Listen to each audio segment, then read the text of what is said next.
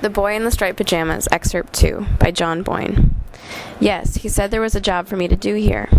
And when Bruno looked down, he saw 64 small glasses, the ones Mother used when she was having one of her medicinal sherries, sitting on the kitchen table, and beside them a bowl of warm, soapy water and lots of paper napkins.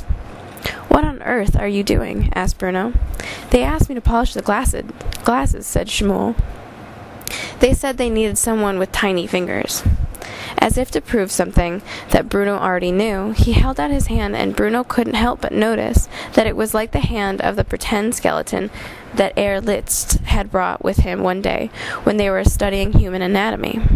"I'd never noticed before," he said in a disbelieving voice, almost to himself. "Never noticed what?" asked Shmuel. In reply, Bruno held his own hand out, that the tips of the middle fingers were almost touching. "Our hands," he said. "They're so different. Look." The two boys looked down at the same time, and the difference was easy to see. Although Bruno was small for his age, and certainly not fat, his hand appeared healthy and full of life. The veins weren't visible through the skin. The fingers weren't little more than dying twigs. Shmuel's hand, however, told a very different story. "How did it get like that?" he asked. "I don't know," said Shmuel. "It used to look more like yours, but I didn't notice it changing. Everyone on my side of the fence looks like this now." Bruno frowned. He thought about the people in their striped pajamas and wondered what was going on at Outwith, and whether it wasn't a very bad idea if it made people look so unhealthy. None of it made any sense to him. Not wanting to look at Shmuel's hand any longer, Bruno turned around and opened the refrigerator, rooting about inside it for something to eat. There was half a stuffed chicken left over from lunchtime, and Bruno's eyes sparkled in delight, for there were very few things in life that he enjoyed more than cold chicken with sage and onion stuffing. He took a knife from the drawer and cut himself a few healthy slices, and coated them with the stuffing before turning his back to his friend. "I'm very glad you're here," he said, speaking with his mouth full. "If only you didn't have to polish the glasses, I could show you my room." "He told me not to move from the seat or there'd be trouble." "I wouldn't mind him," said Bruno, trying to sound braver than he really was. "This isn't his house, it's mine, and when Father's away, I'm in charge. Can you believe he's never even read Treasure Island?" Shmuel looked as if he wasn't really listening. Instead, his eyes were focused on the slices of chicken and stuffing that Bruno was throwing casually into his mouth. After a moment, Bruno realized that he was looking at what he was looking at, and immediately felt guilty. "I'm sorry, Shmuel," he said quickly. "I should have given you some chicken too. Are you hungry?" "That's a question you never have to ask me," said Shmuel, who, although he had never met Gretel in his life, knew something about sarcasm too. "Wait there, I'll cut some off for you," said Bruno, opening the fridge and cutting another 3 healthy slices. "No, if he comes back," said Shmuel, shaking his head quickly and looking back and forth towards the door. "If who comes back? You don't mean Lieutenant Kotler?" "I'm just supposed to be cleaning the glasses," he said, looking at the bowl of water in front of him in despair, and then looking back at the slices of chicken that Bruno held out to him.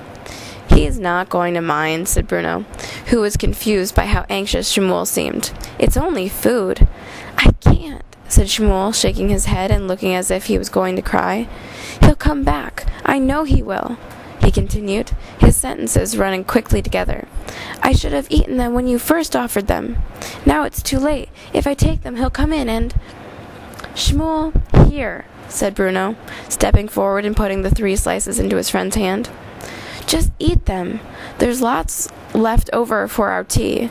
You don't have to worry about that." The boy stared at the food in his hand for a moment, and then looked up at Bruno with wide and grateful but terrified eyes. He threw one more glance in the direction of the door, and then seemed to make a decision, because he thrust all 3 slices into his mouth in one go and gobbled them down in 20 seconds flat. "Well, you don't have to eat them so quickly," said Bruno. "You'll make yourself sick." "I don't care," said Shmuel, giving a faint smile. "Thank you, Bruno." Bruno smiled back, and he was about to offer him some more food, but just at that moment, Lieutenant Kotler reappeared in the kitchen and stopped when he saw the two boys talking. Bruno stared at him, feeling the atmosphere grow heavy, sensing Shmuel's shoulders sinking down as he reached for another glass and began polishing. Ignoring Bruno, Lieutenant Kotler marched over to Shmuel and glared at him. "What are you doing?" he shouted. "Didn't I tell you to polish these glasses?" Shmuel nodded his head quickly and started to tremble a little as he picked up another napkin and dipped it in the water. "Who told you that you were allowed to talk in this house?" continued Kotler. "Do you dare to disobey me?" "No, sir," said Shmuel quietly. "I'm sorry, sir." He looked up at Lieutenant Kotler, who frowned, leaning forward slightly and tilting his head as he examined the boy's face. "Have you been eating?" he asked him in a quiet voice, as if he could scarcely believe it himself. Shmuel shook his head. "You have been eating," insisted Lieutenant Kotler. "Did you steal something from this fridge?" Shmuel opened his mouth and closed it. He opened it again and tried to find words, but there were none. He looked towards Bruno, his eyes pleading for help. "Answer me!" shouted Lieutenant Kotler. "Did you steal something from that fridge?" "No, sir, he gave it to me," said Shmuel, tears welling up in his eyes, and he threw a sideways glance at Bruno. "He's my friend," he added. "Your—" began Lieutenant Kotler, looking across at Bruno in confusion. He hesitated. "What do you mean he's your friend?" he asked. "Do you know this boy, Bruno?" Bruno's mouth dropped open, and he tried to remember the way you use your mouth if you wanted to say the word yes. He's never seen anyone look so terrified as Shmuel did at that moment, and he wanted to say the right thing to make things better, but then he realized that he couldn't, because he was feeling just as terrified himself. "Do you know this boy?" repeated Kotler in a louder voice. "Have you been talking to the prisoners?" He was here when I came in. He was cleaning glasses." "That's not what I asked you," said Kotler. "Have you seen him before? Have you talked to him? Why does he say you're his friend?" Bruno wished he could run away. He hated Lieutenant Kotler, but he was advancing on him now, and all Bruno could think of was the afternoon when he had seen him shooting a dog, and the evening when Pavel had him so angry that he— "Tell me, Bruno!" shouted Kotler, his face growing red. "I won't ask you a third time." "I've never spoken to him," said Bruno immediately. "I've never seen him before in my life. I don't know him." Lieutenant Kotler nodded and seemed satisfied with the answer.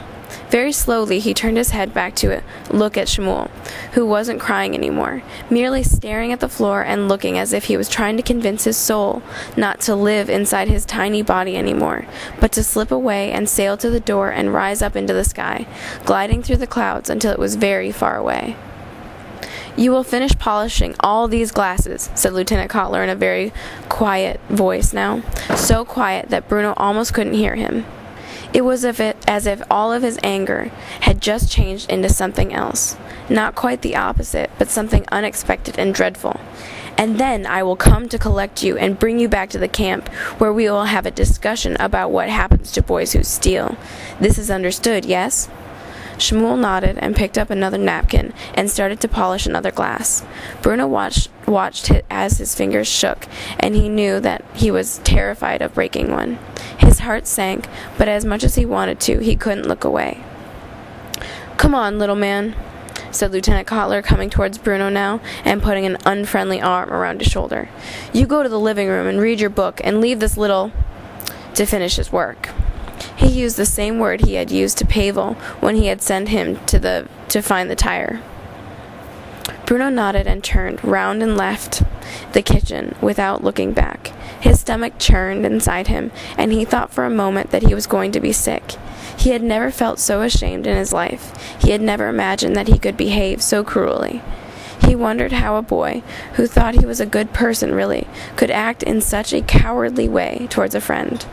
He sat in the living room for several hours, but couldn't concentrate on his book, and didn't dare to go back to the kitchen until later that evening, when Lieutenant Kotler had already come back and collected Shmuel and taken him away again. Every afternoon that followed, Bruno returned to the place in the fence where they met, but Shmuel was never there. After almost a week, he was convinced that what he had done was so terrible that he would never be forgiven. But on the 7th day, he was delighted to see Shmuel was waiting for him, sitting cross-legged on the ground, as usual, and staring at the dust beneath him.